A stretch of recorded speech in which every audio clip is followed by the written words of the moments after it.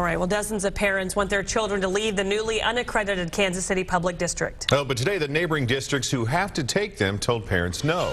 Amy Hawley has the story. Good morning, Independence School District. Parents from Kansas City Public Schools lit up the phone lines at Independence and other accredited districts today.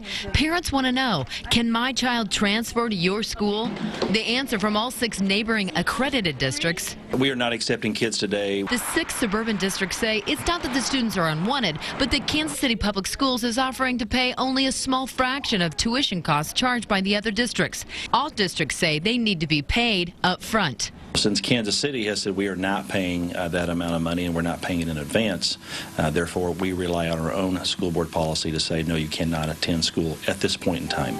Suburban districts have asked a judge to put all transfers on hold until the courts and lawmakers can decide what to do with the unaccredited district. Lawmakers could vote later this year to dissolve the district and divvy it up. The Center Schools superintendent remembers when the Kansas City district was declared unaccredited back in the late 1990s. Was that a hard decision? It wasn't a hard decision. He should know. He was the Missouri Education Commissioner then who made the recommendation, and he says he did it despite the district's challenging socioeconomic status. I say that that's an excuse that's unacceptable. He now runs Center Schools, a district he says has as many students living in poverty and in challenging conditions as there are in Kansas City schools. Last year, his district was one of the few urban schools that achieved proficiency in all but one of the 14 state education requirements.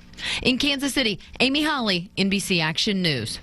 Now, the Independence School District says many parents called today knowing that they could not transfer their child today, but said they wanted to be high on the waiting list when transfers begin. The suburban districts go back to court January 12th.